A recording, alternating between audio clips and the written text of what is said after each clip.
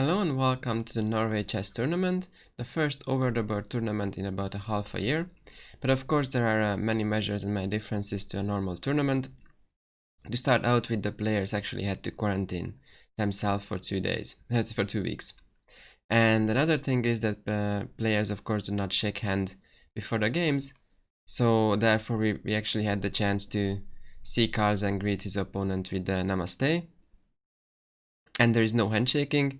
So there was also a moment when Carlsen and Alireza wanted to shake hands, but then they realized, yeah, that's not the way to do it. So then they, the last second, they managed to withhold it.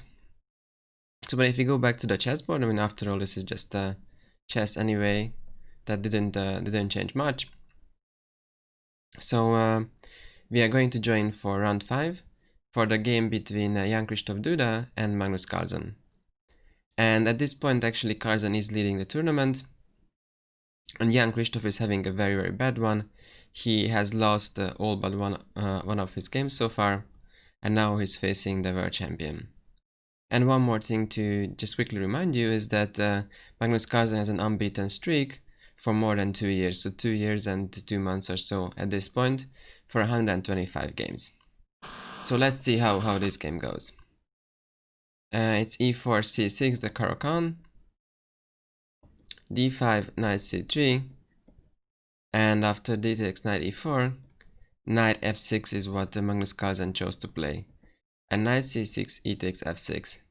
So this used to be a sort of double-edged opening, because with black you are just ruining your own pawn structure, but recently it seems more and more people actually started to pick up this line, and it seems okay for black. So the normal moves are c3, bishop d6, bishop d3, castle, queen c2, so it's all normal, rook e8 check, knight e2, h5, bishop e3, and knight d7 and long castle. So we can see that the players actually castled the opposite side. This h5 pawn looks a little bit strange, but now it's black to move, and black will start launching his attack with b5. And after b5 comes the move d5, with the idea of striking in the center, trying to take this pawn, and while opening up the position because white is more developed. And here Carlsen decided, well, let's not try to defend the pawn, just give it away with c5. After bishop b5, rook b8, it is quite clear that the position is going to be very complicated for a long time. Black has this open b file to attack on, but white has the pawn, also still a better structure. This h5 pawn looks still a bit funny, so a very complicated game. Now comes c4, a6, bishop a4, and somewhere here the commentators, which was Vladimir Kramnik, proposed the idea of sacrificing an exchange, and after rook takes g3, fe, knight e5, the position would be even more complicated than in the game, but black has nice counter chances. This knight is super strong on e5. Now the white structure is not so good anymore. The white minor pieces are actually quite weak. Black has the 2 bishops and some potential to attack on the open files. But this is not how the game went. Carlsen only sacrificed 1 pawn and played the move rook e7, with the idea of knight e5, rerouting the rook, and then attack white. So, but actually in this position, both players spent a huge amount of time, so really like half an hour for every move, which was especially bad for Duda, because it was clear that he will have the harder decisions later on the game. So it was very important for Duda to avoid a huge time trouble. So come knight g3, knight e5, the knight arrives on e4, which is a very, very nice place for the knight, and comes rook b7. So black simply wants to attack on the b file, now is threatening to take on b2. Duda defended with b3, and comes rook b4, with the idea of, while simply sacrificing the exchange here, open up the b file and hope that black will have enough counterplay with the 2 bishops. Now came bishop d2, but that actually just forces black to take on a4. So takes, and bishop f5. And again, if this is sort of the critical position, if we stop for a second, so it's clear that the white king is actually quite weak. The black minor pieces are pretty strong in the center. There is this open b file, so black has all the reason, white has all the reason to be pretty much feel threatened and feel that his position is quite bad. However, after the interview, actually Duda said that he didn't feel that his position is that bad. But the computer says it is roughly equal, and given that the material is hugely favoring white, that's a sign that black has a lot of counterplay.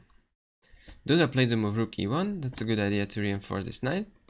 And here Carlsen, after a long thing, played the move h4, which is frankly, it's pretty hard to understand why Carlsen played this move. Could have been more concrete plans like knight g4, attacking an f2 using this pen. And after, sorry, so if you go back to knight g4, also the huge plan is to play bishop e5, putting a huge bishop on e5, threatening rook b2 and so on. So the position is very, very complicated. But h4 is really a strange move because it also allows white to play the move h3, very logical, taking away the g4 square from the knight. This pawn can be weak later on. So, well, h4 seemed to be a step to the wrong direction by the white champion. But let's see how the game goes. So comes knight g6. The idea is, of course, to play bishop e5 and put the rook on b2. And here comes a very nice plan from white. So I invite you to stop the video and try to figure out how to stop black from just putting his bishop on e5, rook to b2 and checkmating the white king. So the plan, which Duda very nicely found, is play the move rook e3 with the idea to oppose on the b file from the third rank with rook b3. So here comes knight f4.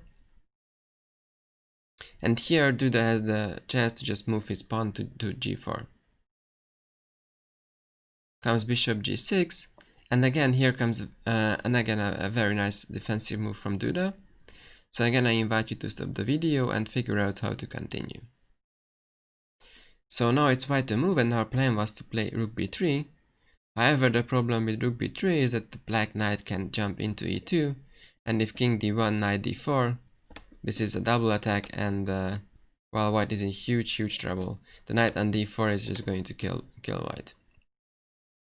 So for that reason, rook b3 is not working yet, but we can actually prepare it even further, with the idea of king d1 simply taking away the knight e2 check, and now we are finally ready to oppose on the b file.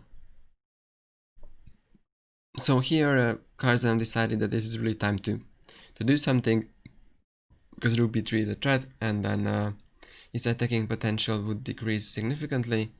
So Carlsen decided that let's go and play the move f5. Here Duda took on d6, queen d6, gf, bishop h5 check, f3, and queen f6. So now the queen is threatening to come in. Obviously white wants to avoid this, so plays bishop c3 and queen g5. And well, here again the position is actually getting very sharp, and also the players only have about 15 minutes left. So everything is ready for a very nice finale. So queen g5, obviously threatening the move knight d5 and then taking this rook. Also, well, maybe queen g2 at some point if this queen leaves.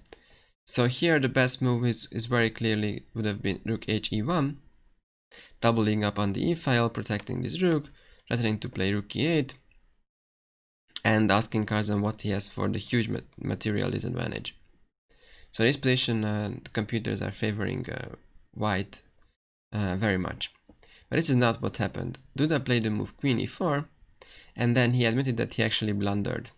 So after queen e4, Carlsen came with queen g2, which actually turns out to be not such a good move. But Duda's plan was to play the move queen takes f4, and when white takes, black takes on h1, then the position is actually very nice for white. You can just move up your king, and this bishop is out of play, this rook is attacked, and white is up by huge material. So we gave back the exchange, but white is clearly winning. The problem with Duda's plan was actually that after queen takes f4, after queen takes f4, instead of taking the rook, black has a very nice other nice way to end the game, which is rook b1 and just checkmate immediately. So Duda blundered this. So for that reason, so actually this is why he played queen e4 to meet queen g2 by queen takes f4, but it is not possible. So here Duda had to double up on the rooks. But here black can move, play the move queen a2. And it seems like that white is actually just collapsing. Now you're threatening to play rook b1 as black. White's only move is queen takes or queen c2. And after queen takes c4, it seems that everything is just hanging, just knight e5 in the air. And black is finally catching up on material. The game seems to be going to Carlsen's favor. However, there is a very nice tactical motive that saves white here. So again, I invite you to stop the video and try to figure out how to continue with white. So the problem is that finally white's rooks are actually on the open file, and this queen is a little bit shaky, and the black king is not as protected as it seems like.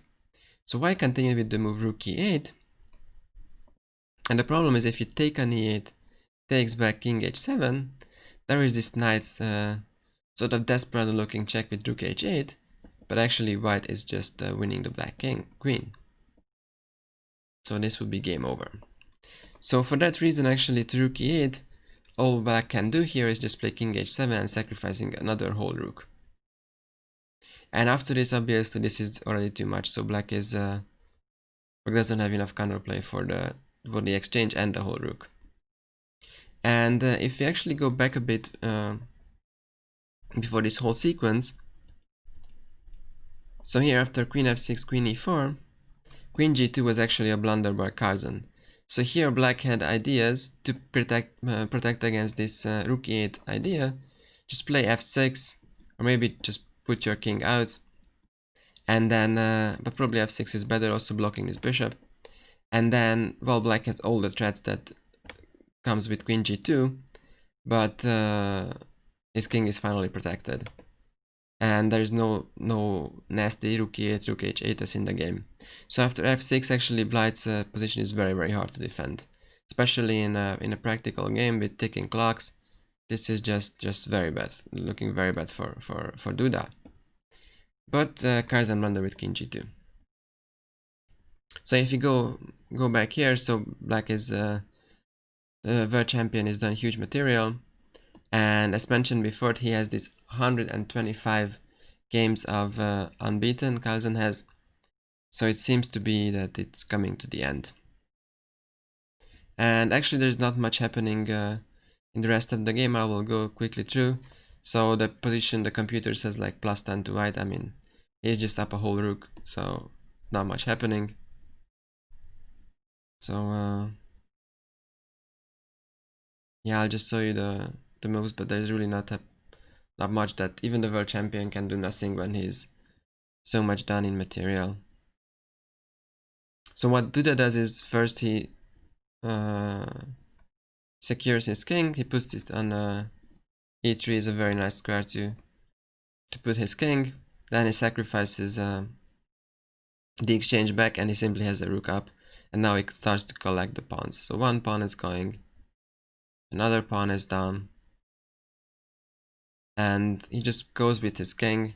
Also takes one more pawn to make sure that he's winning every endgame easily.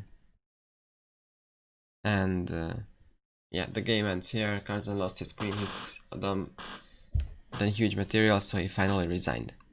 So this was the end of the 125 unbeaten games from Carlsen. So he's finally beaten, and it also completely changes the standings. So now it's not Carlsen who is leading anymore, but actually Levon Aronian, and Carlsen fell back to like 3rd or 4th place. But still half of the tournament is left. Actually, the next game is going to be Again, Carlsen against Jan-Krzysztof Duda, but now with reversed colors, so Carlsen has the chance to take his revenge. Yeah, but if you think about it, 125 games is just crazy how long Carlsen was unbeaten. So this is about this game. You can check out my other videos and on the end screen if you're interested, and see you in the next video.